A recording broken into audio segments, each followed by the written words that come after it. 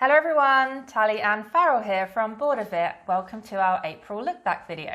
So the reason we started doing these look backs is because although we probably only review about 4 games a month, we play a hell of a lot more. And it's just fun to discuss them with the community and talk about them, our thoughts. And also some of them we really want to talk about and discuss with people, but we won't get the chance. We might not review them for whatever reason. Maybe they're old, maybe we'd rather do something else, and so on. So this video we're going to go through and we give each game an award and then we talk about it and then we move on. Very prestigious awards. Prestigious, yes. Don't forget that. Yes. So the first game we're going to talk about is, well, I should say the award. The award for the first game is the Thomas the Tank Engine Award. So you can probably guess that it's going to go to Railroad Inc., being the only train game here, I think. So Tally, why don't you explain it? So it's a roll and write game. You roll some dice and you basically have to decide on your own personal map where to draw on your grid, either the rail track or a road, and you get points for connecting either one of those to the edge of the map and longest road, longest rail. There's some other scoring that you can do as well. So it's actually quite a lot of decisions to make, even though you're just rolling some dice. You do actually have to, it's actually got a surprising amount of depth actually, because you do have to decide, okay, I have this piece of train line, should I put it over here or over there? And, you know, think about what's going to get you the most points in the end. It's very cute. I really like it. Yeah, I think so. The thing was, at the start of April, we'd got quite a lot of Kickstarters at like the end of March arrive. And so we went a bit quieter and we never played any roll and writes. So this and Welcome to New Vegas were our first like roll, flip and writes, whatever. And we've really enjoyed them. Yeah. And we've played both of them like about 7-8 times each. A lot. A lot in a row. But what I particularly like about Railroad Inc., besides the fact that it's very soothing as a game, is I just find the concept really cool, that particularly in this one, everyone gets the same input and has to use the same input. And then when you reveal at the end, everyone has these wildly different railroads and roads and towns. I don't know, I guess it's town, I'm not really sure, systems. And they're all wildly different. I just find that really cool to see what people do with their minds. And it's also like a bit of psychology in telling how people's minds work as well. Yeah, I can definitely see us like taking this one to the pub as well. Yeah, it's like sure. All you have to do on the table is roll some dice, and you know it doesn't take up very much table space, so that's really cool. We also played it with some friends on Easter, didn't we? And it was a hit with the crowd. And the play time is maybe 30 minutes, if that, I would say. So we always get it out either at the end of the night or before we're playing a bigger game, or just, you know, if we only have a quick 30 minutes, it's a really nice little game to break out. So yeah, I'm a big fan. I think as well, like when we showed it to our friends at Easter, it's like if you're not hardcore into gaming, you might not have seen anything like this before. Like I can imagine when we show it to the family as well, they'll be really into it. I can see us playing with this with the family. Just because it's like just something really novel to people that haven't seen it before. Like it was quite novel to us and we knew about it. But yeah, so I think there's not too much to say. It's very simple, charming game, right? Yeah. And yeah, big hit, like definitely smaller one, filler game, but also very, very endearing. Yeah. I think. So, moving on. What's the next award? It is the Living Vicariously Award, and this goes to Welcome to New Las Vegas. So let's get the X and rights out early. And this gets the Living Vicariously Award because my 30th is coming up. And we were, well, I mean, for years, been planning to go to Vegas. I mean, I've been a bunch of times, but we're planning to go again. And you must have been planning that for your 30th for about 10 years. Yeah, at least 20. But yeah, so we've been planning, obviously, with COVID. It's like, I mean, we probably could go, but I think there's restrictions and there's a hassle, and it's just not the best option and probably not a smart idea. So don't get to go, which is really disappointing because I've been looking forward to it for a decade. But by playing Welcome to New Las Vegas, I get to live vicariously. Good, right? I'm definitely going to make everyone play it on my birthday to pretend that we're there. Yeah. But yeah, do you want to Yeah, so this is a flip and write. So like Farrell said, the Railroad Ink and this one was our first experience with anything unright on the end. And really been loving it. So you basically flip some cards. There's a set of 3 numbers and a set of 3 like associated actions, and you have a piece of paper that's a map of Las Vegas with build empty buildings, I suppose, in each kind of avenue. I think they're all casinos, right? Oh, they're casinos, yeah. And you basically have to fill in each number that gets flipped over on the cards on one building and do the associated action, which will get you bonuses at the end. Again, surprising amount of depth here. When we first played this, I was like mind blown for like such a small, simple game. I thought it would be simple. Yeah, it wasn't. It's simple to do, but knowing how to score the points is not so simple. Yeah. So, but yeah, it's very cool. Takes a bit longer than Railroad Ink, I would say. It's more thinky. 40 minutes or something. But yeah, really been loving this one as well. I think we're surprised actually that how engaging it was. And just like building on what you said, so you have this number and it'll be like a 3 and it'll be paired with an action. But like it's very simple. You put the number in a casino somewhere, but then it's like you always have to be either ascending or descending, and you can't break that rule. And that's like the kind of only base rule. But then you get a lot of points for having like rows of evens, so 3, 5, 7, or like 2 or odds. But so then it becomes this game of like, oh well, I don't want to put that one after the 3 because it's a 4, so I better put it in another row. And then that creates like more problems, and like your problems escalate. Yeah, that's true. And then because you pair them with these actions, it can be just stuff like, it's like one of them's like you'll have a picture of a limo and you draw a line around like the streets and you want to get the limo past a bunch of specific casinos, but also back all the way. And it's like a race against time. You lose a lot of points if you don't do it. And it's just anything you do will give you points in some way, but it's just like maximizing how you do that. Yeah, and the jeopardy is like which number to use, right? So there's 3 numbers to pick from like every like round or whatever it is. And you have to get the most points, get them in a certain order. So the biggest chain of odds or evens, but also you might need that other number to complete your row of, or your avenue or something like that. But actually you don't want that, the associated action. And it's like, okay, do I risk it and take the number or take the action that I need, but the number I don't need so much? And it's, bit of, that's the jeopardy and the risk. Yeah, I think it's definitely a brain melter, especially the first time you play.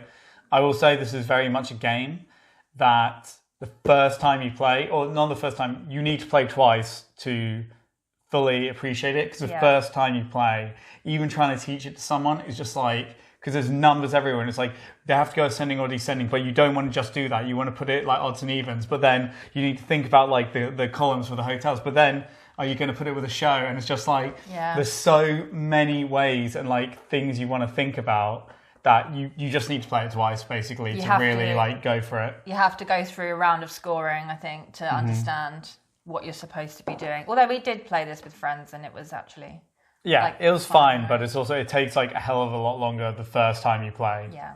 Because like everyone's like, what does the shows do? How does this work? Can I do this? Because there's a lot going on. But this has been a game that we've really enjoyed playing a lot. Probably one of my personal like new favorites. But I will say that it did make an instant bad impression on me because the rulebook's like, it's like, oh, if you've never played Welcome to, which is a prequel, like, don't play New Vegas. Like, go and play Welcome to first. And it's like, yeah, let me just put away this game I set up and bought and like go to the local game store and get the prequel because I'm too like stupid to figure it out. I just really didn't like the in-house advertising being told to not play it because it was like too advanced. But that was the only thing. And the rulebook could be better as well, actually.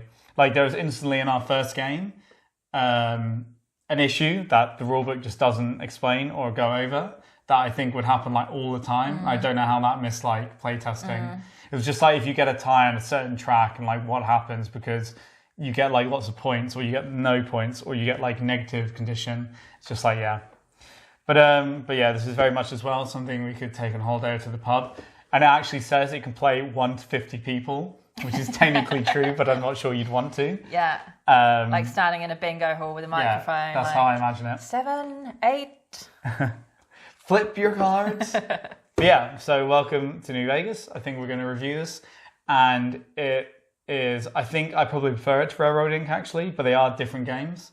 Interesting. Railroad Inc. is more soothing and like chill. Yeah. This is a bit more like hectic, and Yeah. because people can like steal stuff from you as well by filling up like is it the Avenue?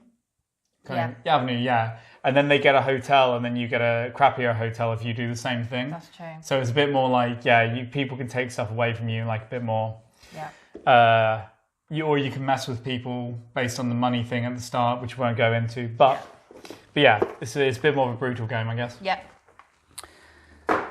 So what's next? I'm in anticipation for these awards as well. I don't know what they all are. You know some of them. I know some of them, not all of them. All so right. I'm excited. Well, to even out the piles, we're going to go with the Drunken Dwarf Award for Nidavellir. And yeah, do you want to explain, jump in? Yeah, so it's a bidding game. There's Bidding, three... set collection, I think. Bidding or set collection. No, yeah. Yeah. And there's 3 pubs, and you're going around recruiting an army, right? Yeah. To fight the dragon on the box. To fight the dragon, exactly. And at each pub, you make a bid, and whoever gets the highest bid gets to take the card first. There's always a set of 3 cards in a 2-3 player game, right? Yeah. In each pub. So if you get the highest bid, you can take whichever card you want first, and then obviously in descending order. And then you go to the next pub and so forth. But along the way, there's also opportunity to improve the money that you have, because they have chips that all have a value on them, and everyone starts with the same. But you can also take a turn to sort of go last in the card selection order, but improve the chips that you get. And the chips are also worth value at the end. And if you collect a set of 5 cards, all different colours, you get to choose a hero card, and they have like better bonuses basically. And then you add up the value of everything at the end, and each colour card has a different sort of way that you count it up at the end, and add up the value of all your chips, and highest scorer wins. Yeah. Well, why don't you say first impressions? Because I know this is one of those games where you look at the box and you're a bit like, Yeah, I didn't know what it was. Like, you just bought it, right? And it arrived, and I was like, don't I know anything about it? Like, but whatever. And anything that's maybe a little bit fantastical on the art, I'm a bit like, let's see what this is going to be like. But very, very pleasantly surprised. It's so fun. Maybe it's because it's got pubs in it. Yeah. It is, yeah. I was like, sweet. Well, it's one of those things, isn't it, where the theme is almost like, I don't want to say non-existent, but it could literally be anything. That's true. It could be anything. Because all you're doing is collect. You could play this honestly with like some poker chips and like a normal deck of cards. Very true. Like almost, right? Yeah. Like, I know there's powers and stuff. That's a bit harsh, but you could do it if you like drew on some hero cards, made mustaches on them or something. But it's like, it is really fun. Instant hit. Like, we played it on a friend's birthday. Because me and Tally played like about 2 rounds, and then he came over, and then we had a round while everyone else, or a game while everyone else came. And it's just one of these games you play for the first time, you teach it in like 2 minutes. Yeah, everyone gets it. Everyone has a good time. Like, it's just fun. It has this nice niche where it's like fun to bid, as always, like any bidding game. But the thing is, because everyone gets a card at the pub, it's like never that you leave empty-handed. If like you play your best coin and then someone else just outdoes you, and you always get something. That's true. So that's kind of the nice aspect of it. Yeah, it's not that brutal, is it? You never feel like that annoyed, or if someone takes a card that you want, it's like, okay, well, I've got 2 more opportunities to take another card that I want. Yeah. And it's like good, clean fun almost. yeah, it's a good way of putting it. But I think as well, like building off that, it's this thing. I think it would be good for people that they want to play games together, but they maybe shy away from something really brutal. Yeah. And this is like, you could play an interactive and kind of like, oh, you took the hero I wanted, but it's like, it's not, in the end, you still get a card, or you can still get a hero, or. It's true. Yeah. And we've played actually a couple of games 2-player. I always think like games with bidding or auctions are probably a little bit more fun with more players. Yeah, good point. When we played with 3. But that being said, we still had loads of fun playing it at 2, and we played it 2 or 3 times at 2, and we would play it at 2.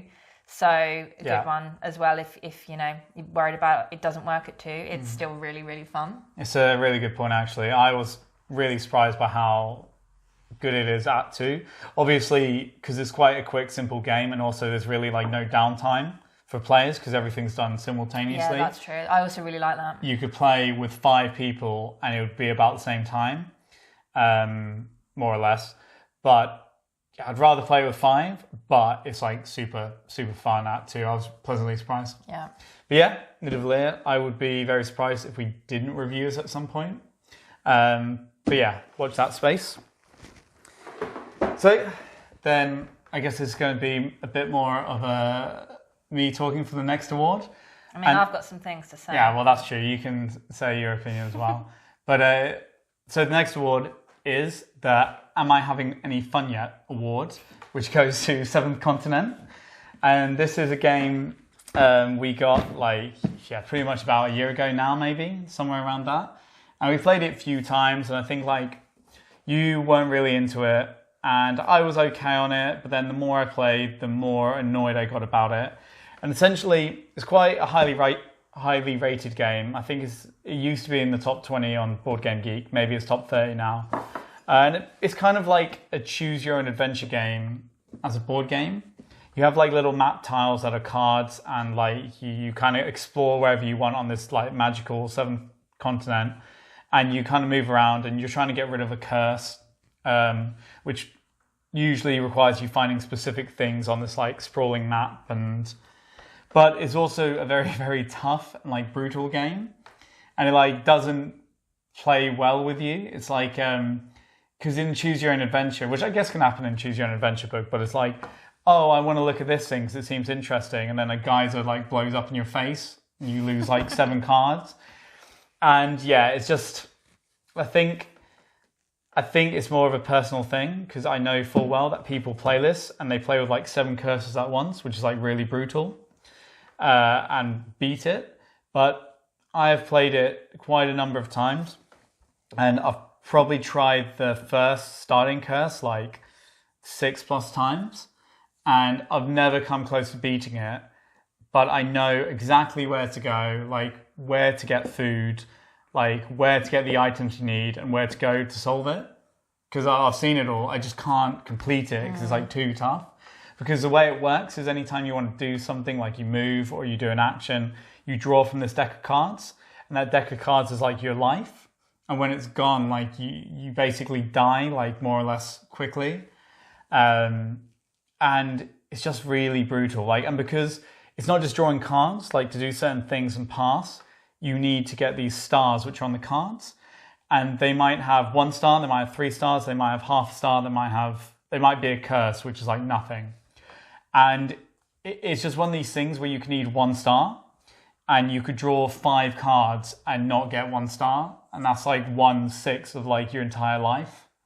And it's just and some challenges need you to get 8 stars or 6 stars, and it's the odds that you need to draw, and you can boost these with items that you craft, but often it's just it's very situational what you need, and it does get better the more prepared you are, but like I said, with the randomness of I know what to do and I've never been able to beat it. And I think I don't really like as well this whole thing of so you craft an item, so when you draw these cards you can keep one and it'll be an item like a rope, and then you can craft it and then you can use it to kind of maybe make your chances better for these actions. And what I dislike is when you use that rope up, it goes in discard pile and it's gone. And then for some reason, it doesn't make sense to me thematically. Even though you know how to make a rope, you can't then make a rope until it comes back round and you draw it again. And it doesn't make any sense to me. I think it would be a lot better if I don't know, you could put a matching card back in, but keep it in an idea pile. Because it's not you forget how to make a rope. You can make it anywhere, right? And it's really stupid to me that then if you need one specific thing that you've already crafted previously, it's down to luck when you draw it again. And if you can progress. But yeah, what do you think? Well, I barely remember what you're talking about because I haven't played it for since we first got it, so it must be over a year. So we played it together once or twice, I think. Yes, and then it kind of went on the B shelf in the spare room and didn't really look at it again. And then you thought, let's give it another chance. So that's why you've been playing it this month, but I didn't. So you've been playing some solo games. I've been playing some solo. Yeah. It's just not for me.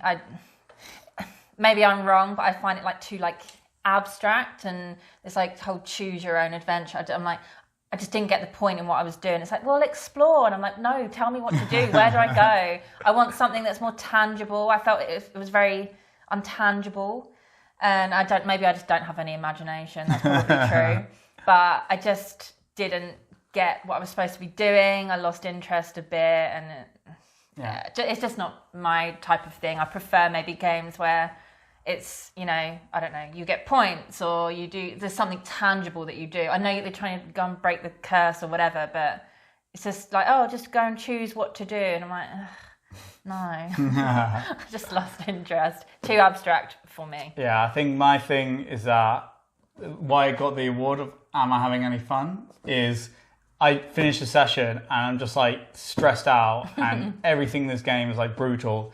And it's I actually really like the world building and the stuff. Excuse me. And I think it's a really cool island. But it's just you only hammer down the one course that you need to do. And you don't really get to mess around too much if you really want to beat it. If you know what I mean? Yeah. And then... So it's punishing you for wanting to play the style of game that it is. And so again, I mean, people are obviously really good at this and a lot of people like it, but I just don't have fun playing it because it's just that much too difficult and too random for me.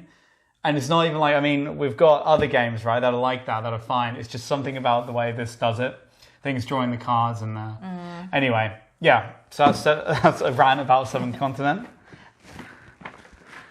Next up. Should we go for the right pile or the left pile? This pile's looking too big, so let's go over here. So this is the terrible Rulebook Award to PAX Vikings. Wow, that's a really fun title for an award. So this was a Kickstarter we got, I think, the end of last month. Well, March. And we played it a few times, towards the end of this month. And yeah, well, as you can guess, the rulebook was pretty terrible. It's more that it's actually not that difficult a game, surprisingly for PAX, and it's quite enjoyable actually.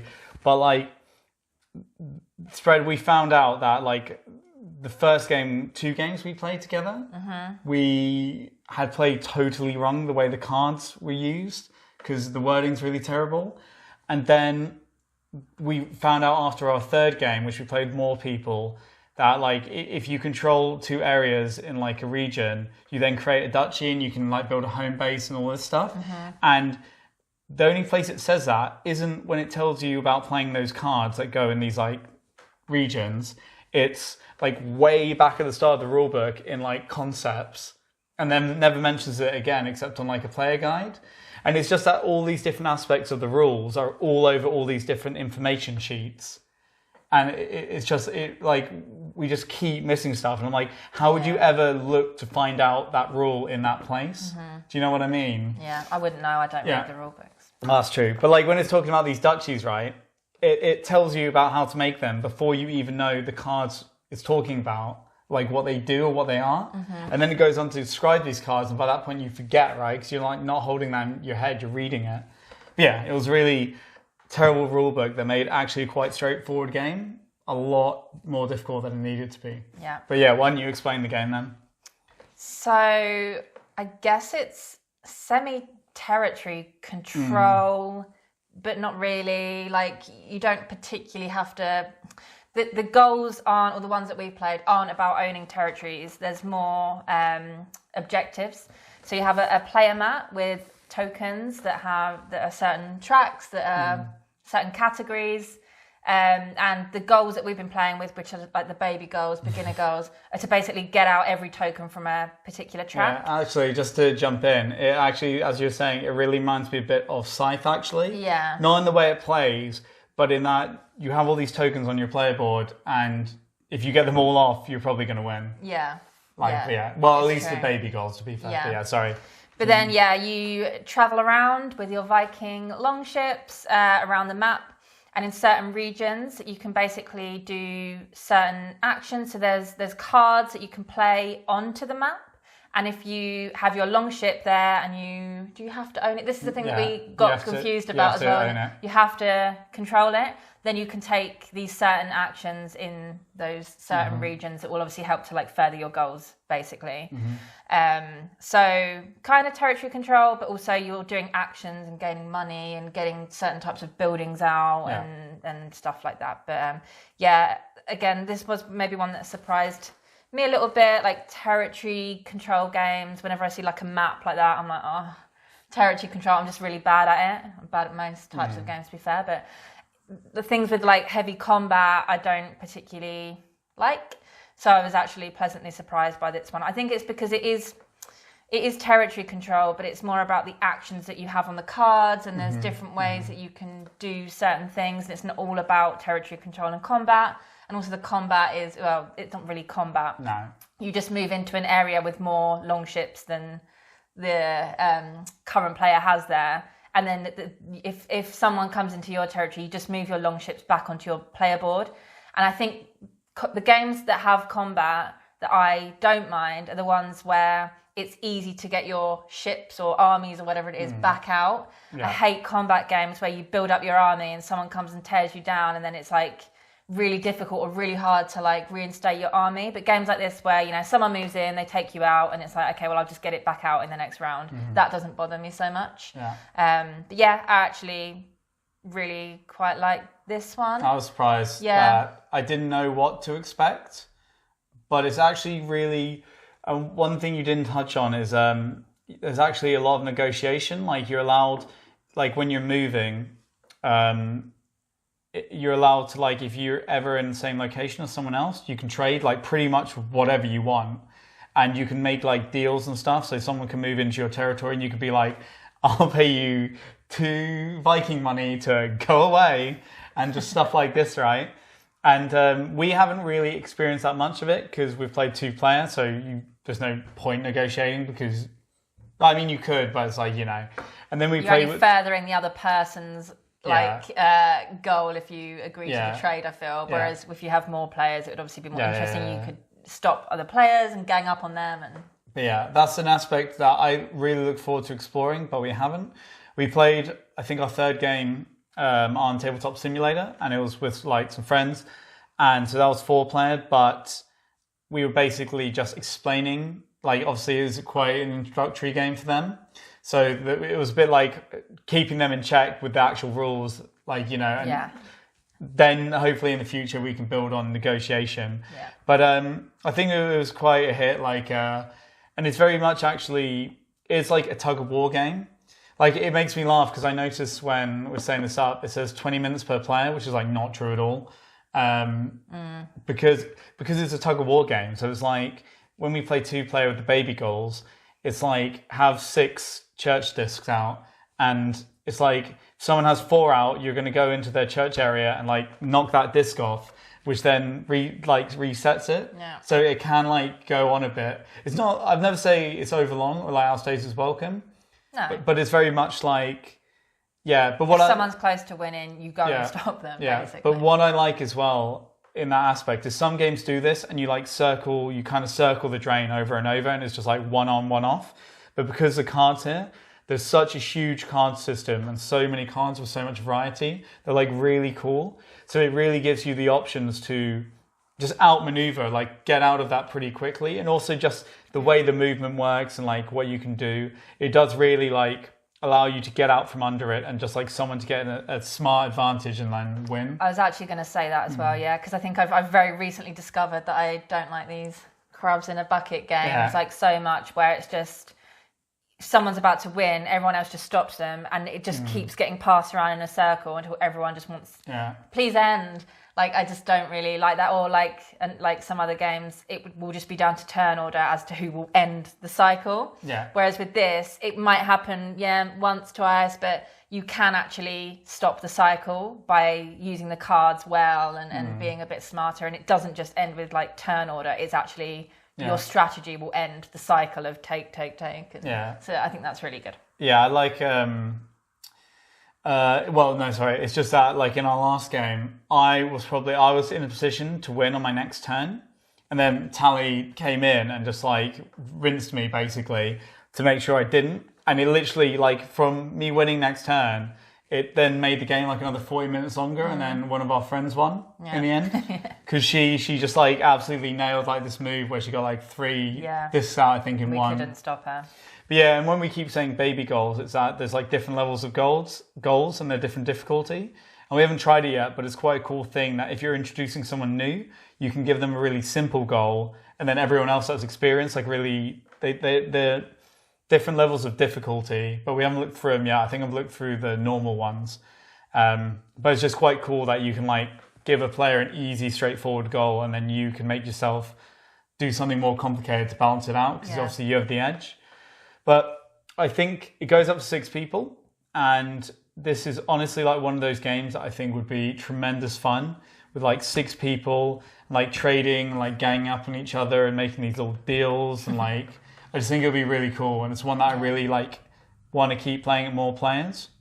It was like, it's all right at 2, like I didn't mind it, but you're also quite limited in your actions, so it's maybe a bit more fun just to like watch people spread out at 6. Yeah, I think maybe what's tended to happen is we've just gone to different areas of the map because we can, and so you don't have to interact as much at 2, whereas you would have to if you had 6 players, because the map isn't that big. So. Yeah, but yeah, so PAX Vikings. This is one we definitely look forward to playing more and with as many people as possible. So, the next award will be the Relationship Ender Award, and that goes to Root. We have had the last week off, and we've pretty much just played board games the whole time, and we've actually played a lot of Root. Yeah. I think like 4 games, right? I think so, yeah. Yeah. And obviously always with the Clockwork expansion, which is why we have this here. And yeah, it's a relationship ender because it's Root, and... Oh, I'm getting angry thinking about it. Yeah, now. I mean, I just want to kill you. Yeah, I straight up had a hissy fit in one game, like 2 turns in, because all you did was demolish me for the first 2 games. Eerie. For the last time, I had to come and demolish you. Yeah, I know, but it still wasn't fun. I was the moles, and like I got 2 buildings out, and she kept knocking them down, and I kept losing my people. It's the name of the game. Yeah, baby. Exactly. But yeah, relationship ender. Like we were both pretty mad. Like we didn't talk for like the rest of the game. It's so fun though. Yeah. Like I think maybe we probably said this in our review of Root, but just the more you play, the more you get to know the factions. I don't know, just like the more and more fun that I've had with it. And I mean, we've played a lot of Root, so it's probably like our second but most played game. Yeah, I guess we haven't played like so much with the Clockwork expansion. We've played a bit, but mostly with more players. And yeah, we just really enjoy it and think that it's like, it's just as fun, not just as fun, but it's different, but it's still just as fun to play with the Clockwork expansion. It's something that we've, like we said, we've played 4 games this week, and we've actually been like, let's get Root out again.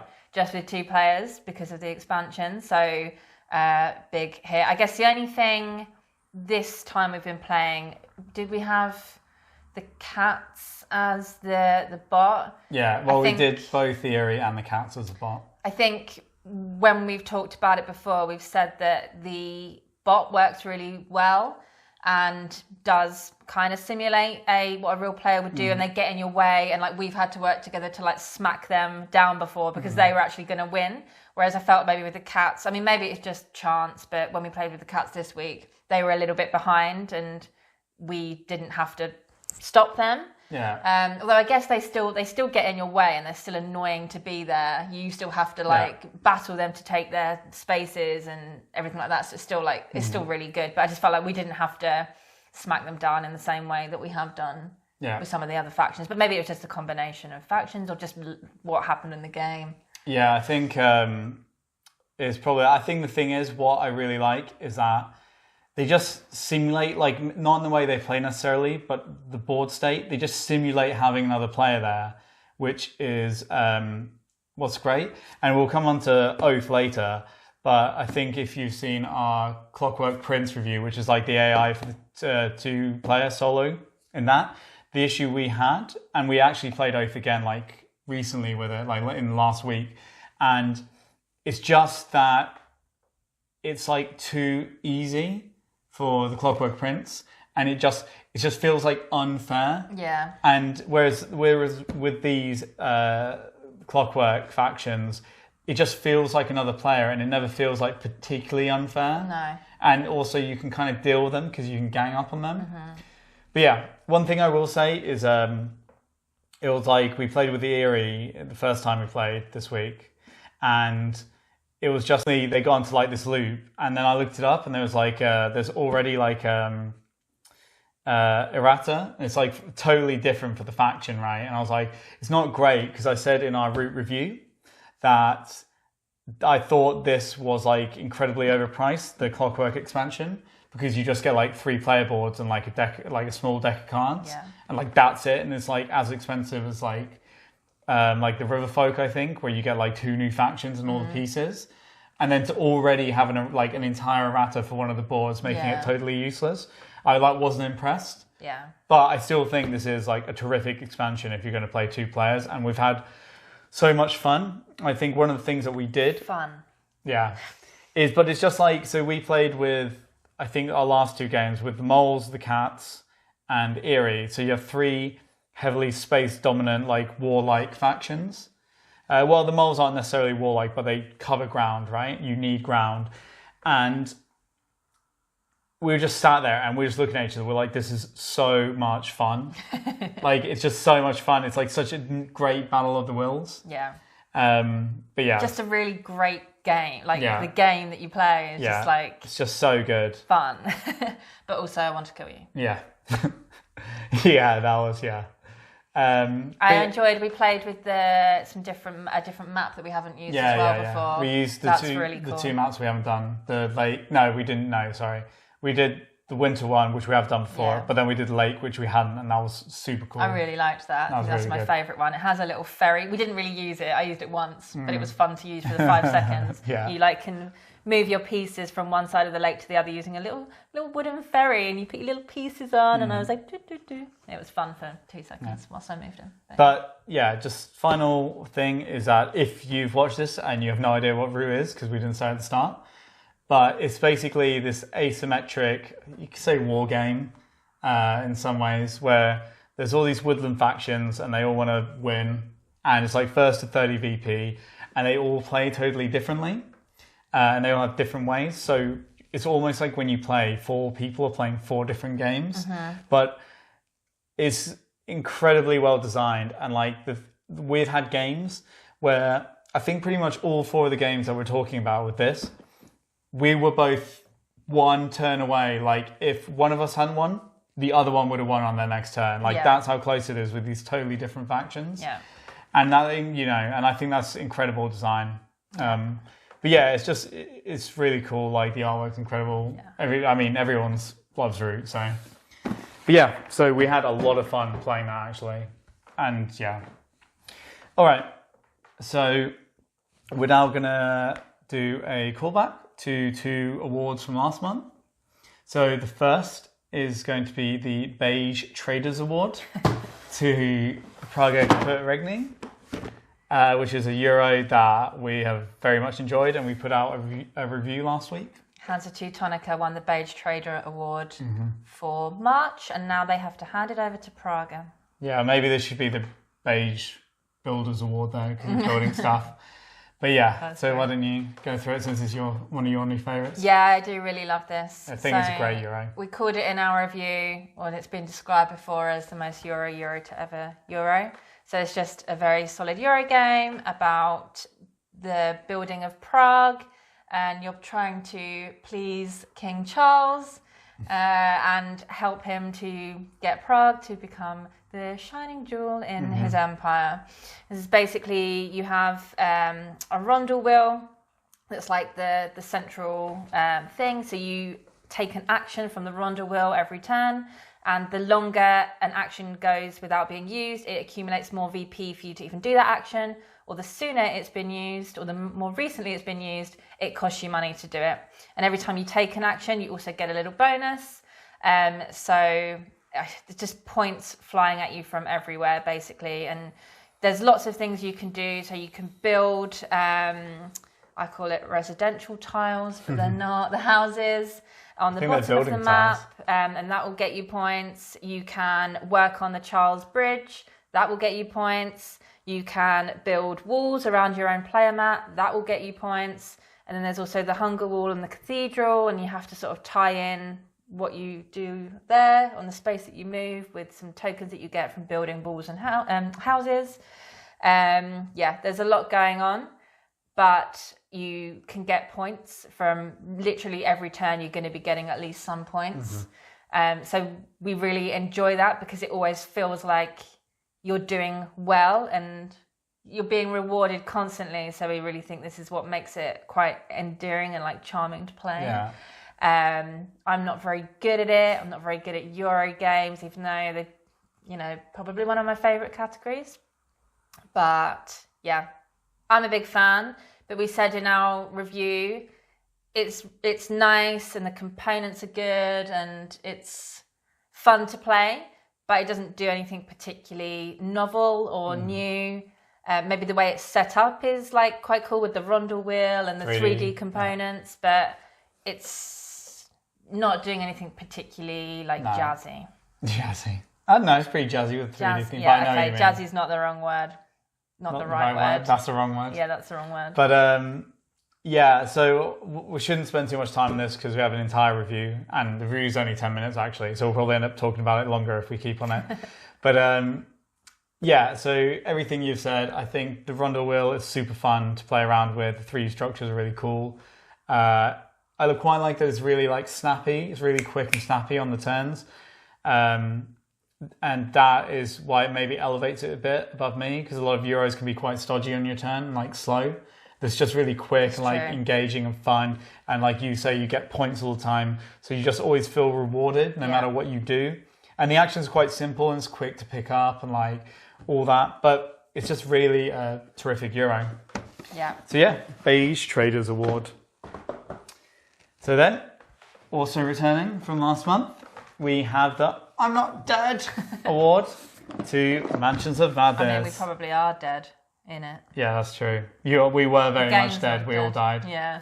But yeah, this is an app-driven game where Cthulhu mythos, and you basically like lay out tiles and you interact with the app, and it's kind of like almost like murder mystery vibe. You're always trying to solve something. You're like looking for clues, and each scenario is like a self-enclosed story, and it's pretty fun. It's like brutal because it's like Arkham type game, so you always get really hardly shafted, but it's quite fun.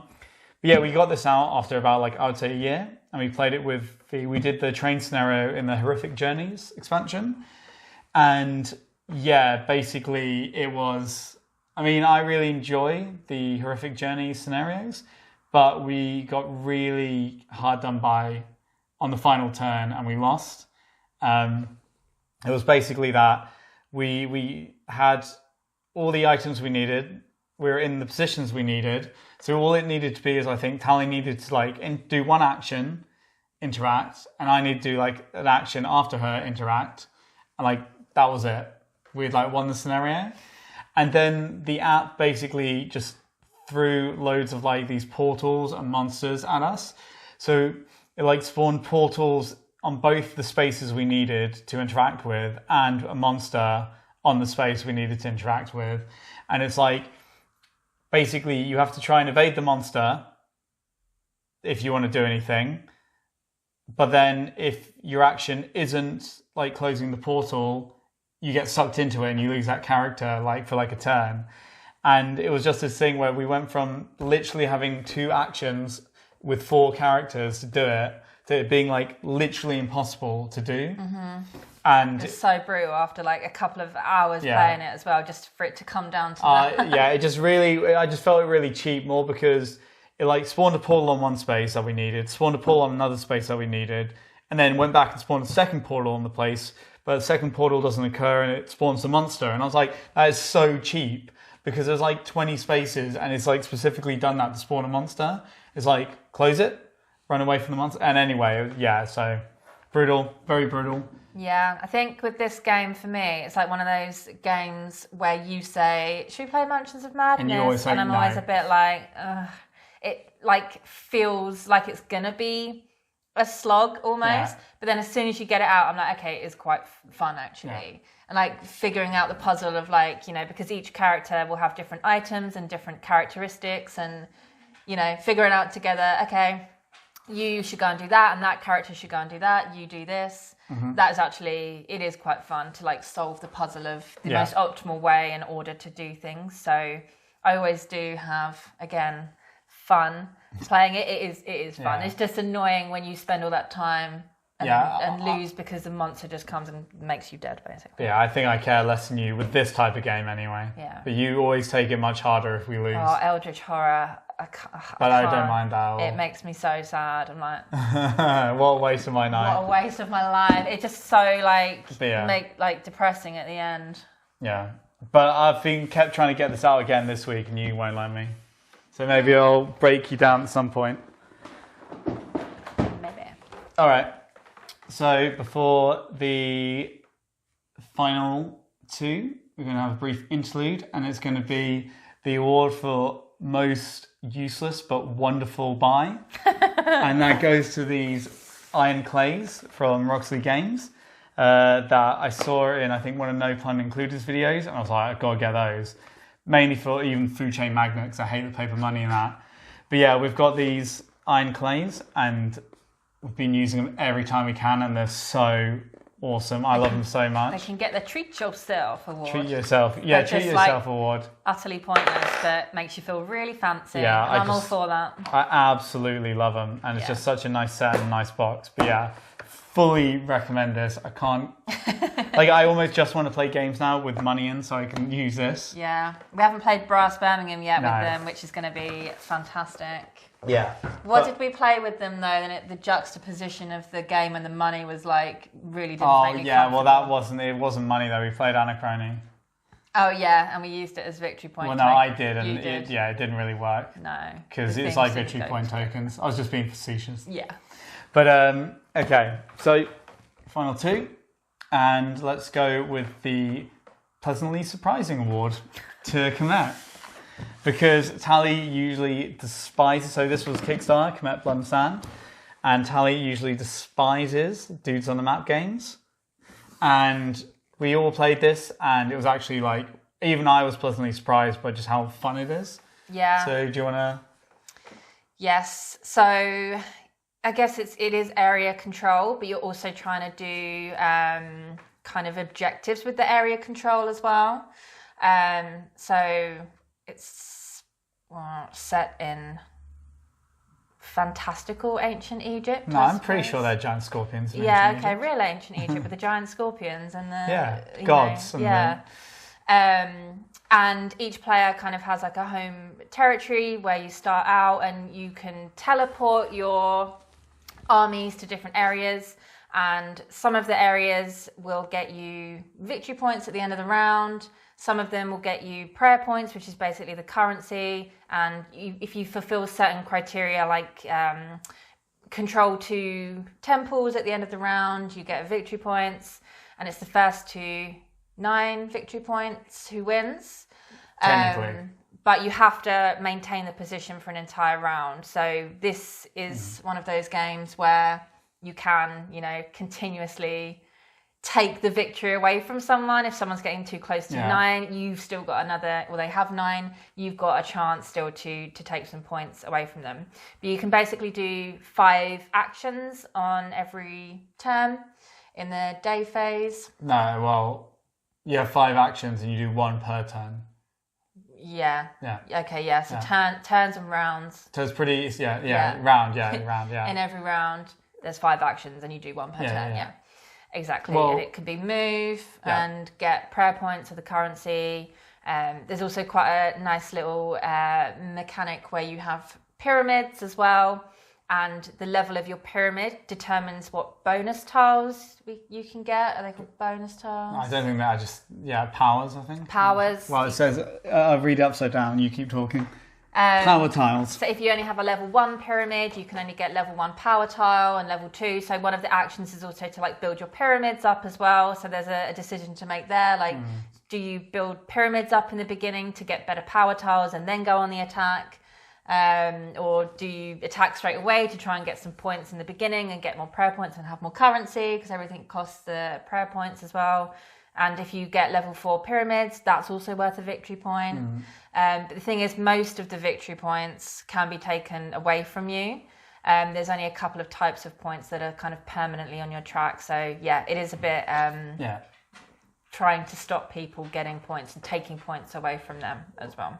But I would say that I think what is really cool, like probably why you like it as well, is that there's really a variety of ways to get these victory points. Yeah. And what's cool is that some of them are permanent and some of them are temporary, like you said. So some of them are assigned to like a location. So if you build a level 4 pyramid, you get a like pyramid victory point, but someone else can come and take that pyramid and get that level 4 pyramid victory point. Or certain spaces on the map start with a victory point. Whoever controls it controls that victory point. So like you can kind of like attack someone and like shift it like in your favor, but you could also just like steadily work on getting permanent victory points, and it becomes much harder to dislodge you but usually you can have a mix of both. But it's quite cool that there's all these different ways. And the best part is obviously the power tiles. I was going to say, I think the reason why I like this more than Dudes on a Map type of game because I don't usually like them, is the power tiles, because they are all interesting. There's different types that can be in play. So you can have the red ones or the blue ones. It's like attack and defense usually. But then in another game, you might have the diamond and the onyx in play. So you can have different power tiles in play in every game. So it really mixes it up. And how you play will really depend on what power tiles you have. And there's the little wine list that I know you really enjoy. So it lists out what all of the power tiles are, so you can choose from the comfort of your own menu rather than having to lean over and like physically look at them. That's good. That's a good touch. I think another reason why I like this is because, like I said before, it's not a game where you build up an army and someone wipes it out and it's really hard to get it back. Like, you can always just recruit in the next round. Of course, it takes up one of your 5 actions that you can do, but it's not impossible to do. So it's perfectly feasible that you recruit back to where you were before, and then you can just attack someone again. So the stakes aren't massively high when it comes to people, attacking you. So I don't mind that so much. Yeah, I think it's just generally quite like a fun swashbuckling type game. Like, you have these powers, like the combat's pretty neat. I quite like it because it's just card driven and there's like some strategy behind it, because you can like remove people's troops, or you can just like do a lot of damage and whoever does the most damage wins. And there's like all these mini systems, and it's quite strategic, so it's not like random at all. So you can be a bit more nuanced about how you go about it. But it's just generally like, I was really surprised because we played, Innis was the first one we played of this like trilogy, and we played it not long before we played this, and we weren't like super blown away. I think we need to give it more goes, because I think we played it 2 or 3 times, to be fair. But this instantly struck us, because I think I was expecting like Innis with a twist, and this was like really fun, like really cool. Like, the turns are really quick because the actions are really simple, unless you're battling, of course. But it's like gain prayer points, buy a tile, you already know what tile you want, move, like, so it goes like really fast. So it doesn't get bogged down either, like with a lot of thinking. Yeah, sometimes like by the time it gets around to your turn, it's so quick that I haven't even figured out what I'm going to do, but it's still like super quick because there's not that much that you can do, right? There's only a selection of like four actions or something like that. So it's just deciding in what order to do them, I suppose. But it's really good. Yeah. So I think I'd also be very surprised if we didn't do a review of this at some point. I think really just waiting to play it like again at like 4 players or something. So we've only managed 3 at the moment. But yeah, So you might have to put that there because I'm running out of space. Okay. So the final award, if Tally doesn't throw it back out, is the How to Lose a Friend in 10 Plays award. And that goes to Oath. Because literally we have a friend that refuses to play this anymore. We've literally lost a friend. Yeah. He straight up won't play. And it was actually quite funny because the time that, well, one of the times he could have won and he should have won. And he straight up just didn't believe me. So I was telling him, like, you need to do this if you have any chance of winning. And if you do it, you probably will win. And he didn't. He thought I was like out to get him, so he didn't do it. And then he like totally misunderstood the win condition and lost. Yeah, it's great because I won. Yeah, exactly. But yeah, Oath is a new game from Cole Worley, who was also the designer of Root that we were talking about. And oh god, how to even start describing this game? Such a whirlwind relationship with this game. No, but I just mean even describing how to play it. So it's just like it's almost a legacy game, but it's not. It's just that each game carries on into the next, and you have all different types of people trying to do different types of things, but all of the actual win goals are like, there's only 4 of them. But like, anyway, it's really, so you have a Chancellor who's in power and they want to keep power, and they have a very specific way they do this. And then you have exiles who can win by doing the same thing, or they can make their own path and do their own goals. Then you have citizens who like want to keep the Chancellor in power, but they have a very specific goal as well that they need to do, and they win instead of the Chancellor if the Chancellor wins. And yeah, so that's very briefly, but it's very much like there's a lot of card play involved. There's like hundreds of unique cards that all do something different. There's trading, like not with other players, but like with you, like by doing it, turning things into things. And there's a lot of moving and recruiting and battling, basically, and controlling sites or taking things from people. Yeah, and all the actions that are available can be different every game because it's driven by the cards, and they might be there the next game, but they might not be there the next game. And you basically have to be on like a site to take that action. So you kind of have to travel around the map as well. And if you want to do a certain action that's over here from that card, you have to travel there, or you have to control that site as well, and then that means you can take that action from where you are. So as well as like battling for, to control sites, you also might want to like take over a site to take its card action and have that thought in mind as well. Very complex, like backstabby, heavy strategy game, but we've played a lot of it this month. Most played game, I think. 12, 13 games now. Such a whirlwind. And I think the final conclusion is we do really like it, but it has some issues, which we talked about in our review. And it's also very sadomasochistic because it's so annoying and frustrating when you're playing. And then as soon as you're done, you're like, I kind of want to play again. That's exactly what happened the last time we played. We got beat up by the Clockwork Prince, and then it was so frustrating the whole time. And then basically we finished, and I was just like, I just want to play again, because you always feel like you can do better and like get new cards, and it's so addictive. And then when you're in it, it's just not that easy to get new cards or do this or do that. It's really, really tight. So it's not like you can, okay, I'll do that strategy next time, because it really just depends on the cards that are in play and what other people are doing. I've never wanted to keep playing a game that frustrates me so much, so play it so much. It's like, But like we said, when we were talking about Root, it's just, what's annoying about this for us now is that the one friend that we could probably get to play it, like, refuses to play it now.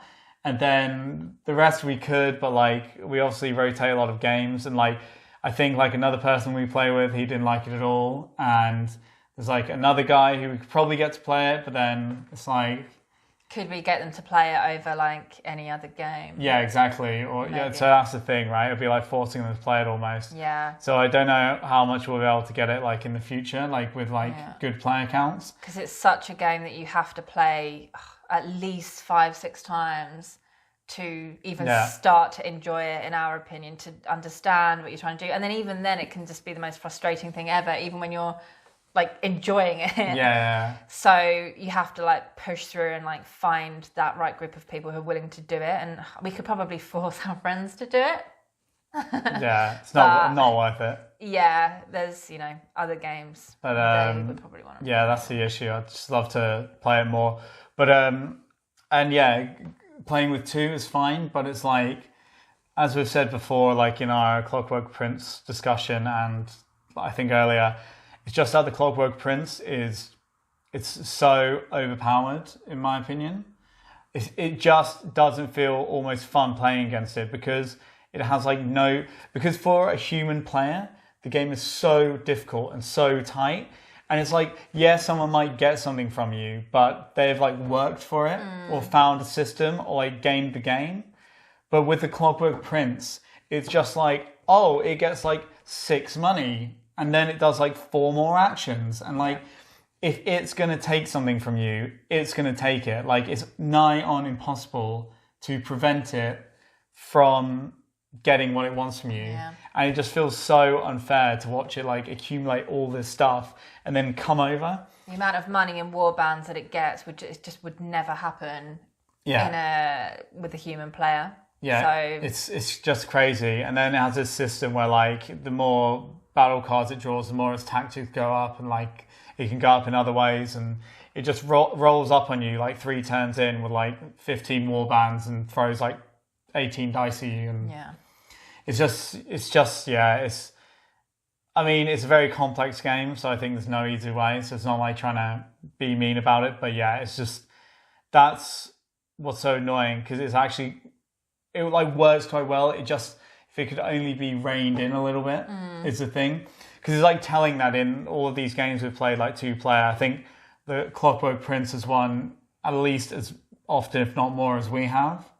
And like, it's not even being close when like they win, usually. Yeah. And yet we still keep wanting to play. Yeah. So, I mean, something to be said for that, right? Yeah. As much as we've got issues with it, we still keep wanting to play.